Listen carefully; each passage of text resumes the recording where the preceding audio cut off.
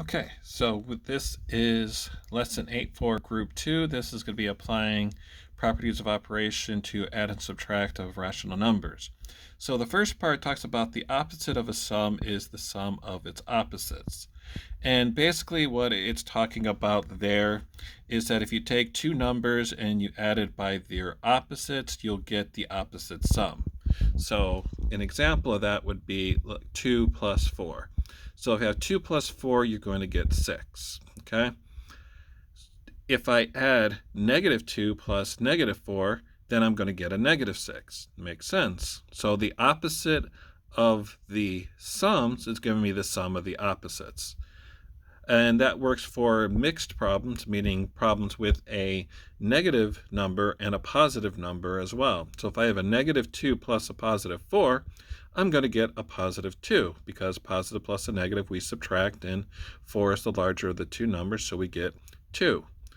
And if I do the opposites of those two, meaning negative 2, I make it into a positive 2, and then I take positive 2 and make it into, positive 4 and make it into negative 4, then I will get a negative 2. So the sum of the opposites is the opposite of the sum.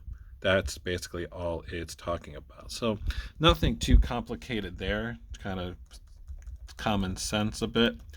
So let's take a look at exercise number 1. So we have negative 2 2/5 plus 3 1/4 minus 3/5. So for our first step for this problem, we probably want to change everything into an addition problem first. Okay, so we have mostly addition. There is one subtraction sign, and then there was one negative number sign.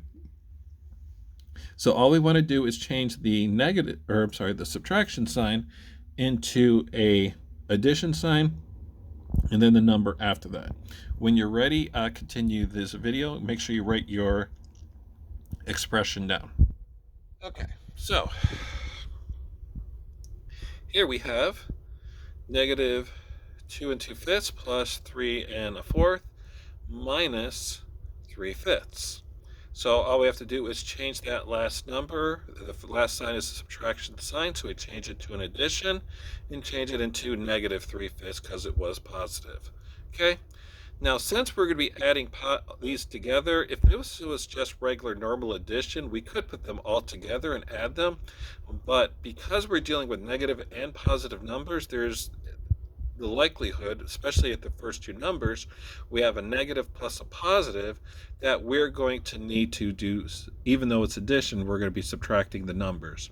So it's best that we do two numbers at a time.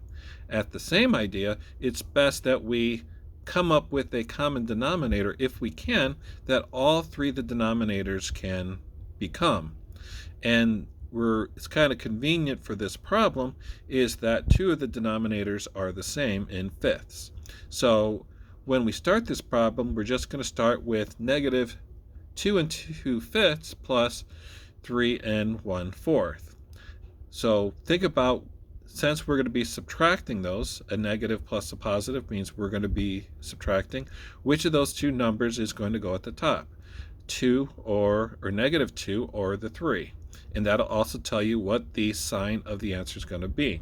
So go ahead, write your problem out, and do write it vertically like we talked about before. It's easiest to do addition and subtraction with fractions working vertically. Go ahead, write that out. When you're ready to continue, resume. Okay, so hopefully you put 3 1/4 at the top and you put 2 2/5 at the bottom. Okay, so first thing we need to do is find the common denominator for fourths and fifths. Something you can multiply 4 by and also 5 by and get the same number. For that, go ahead and change your fractions over. Remember, you must do to the bottom the same thing you did to, the top, which you did to the bottom. And always multiplying and dividing, never adding and subtracting. So go ahead when you have your common denominator and resume. Okay, so 20ths would make the most sense, although you could use any multiple of 20, 20, 40, 60, so on. But 20 is the easiest. And right off the bat, we already have a problem. We have 5 20ths minus 8 20ths. You can't do that. You can't take 8 away from 5. The larger number is at the bottom. So we have to borrow. So I'm going to borrow from the 3. That'll become a 2. And then we have 5/20. So I think we talked about this before we were shut down. But when you're borrowing for a fraction, all you have to do is add the denominator to the numerator. So here we have 5 over 20. We're just going to make that into 25 over 20. And 8 over 20 stays the same. And we just simply do the subtraction there. And we end up with 17 over 20. And this is positive 17 over 20.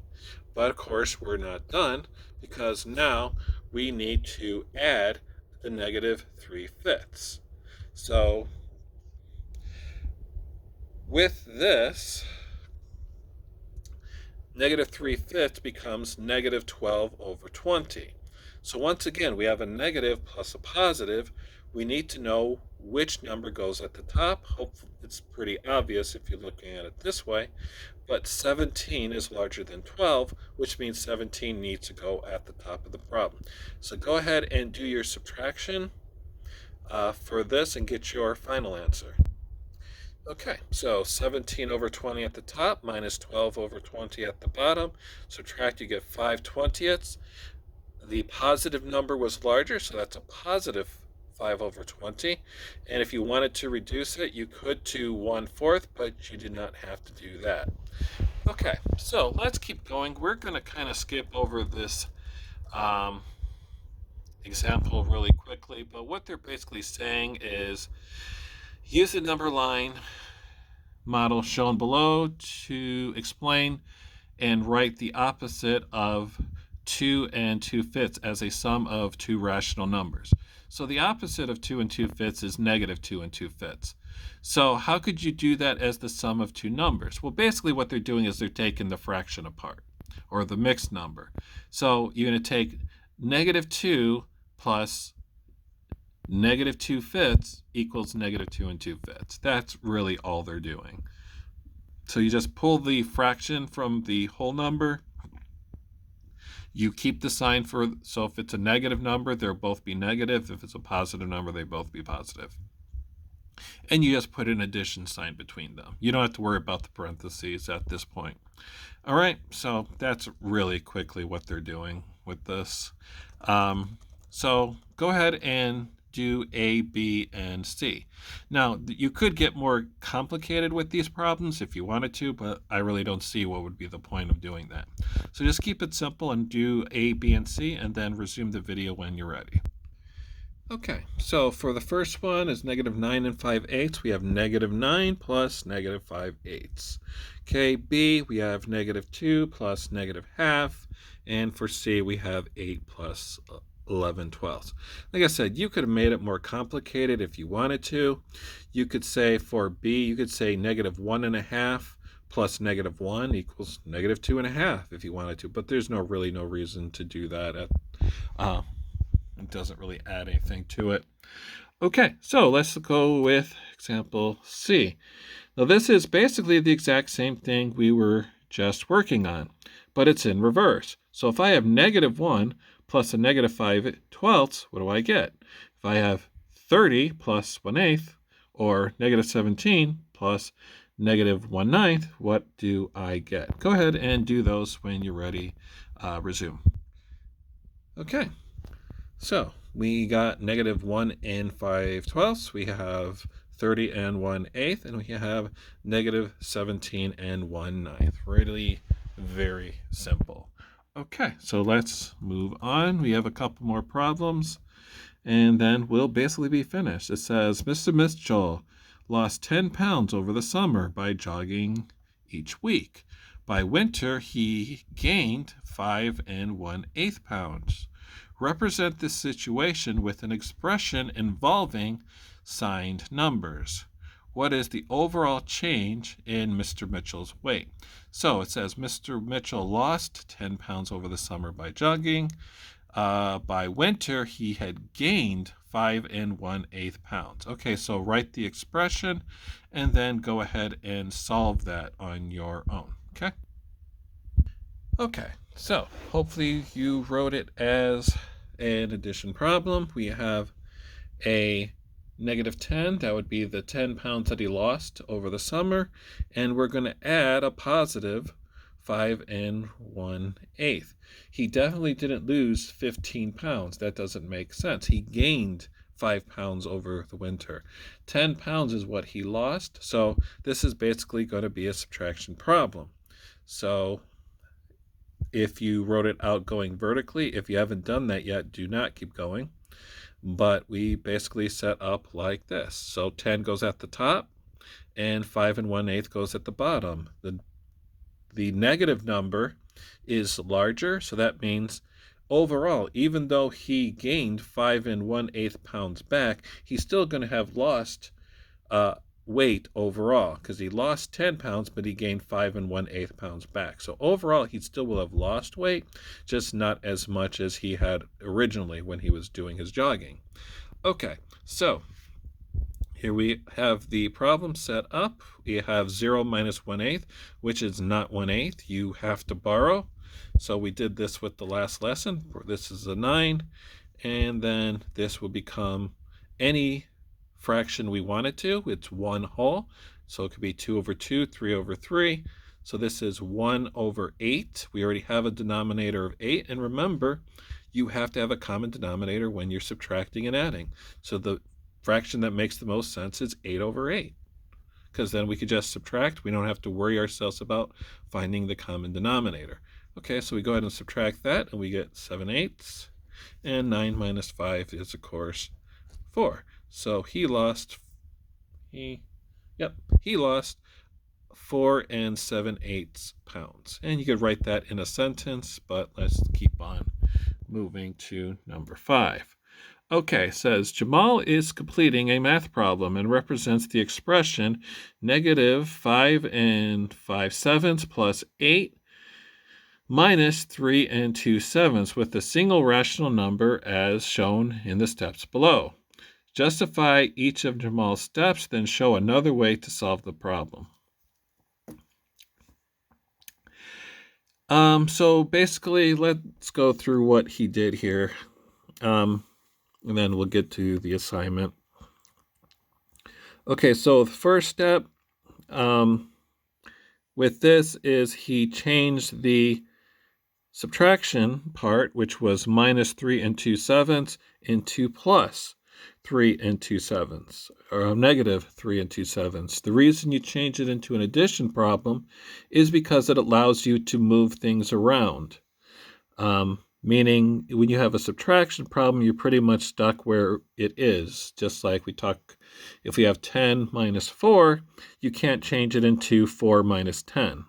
You just can't do that. It doesn't get the same answer like you would in addition.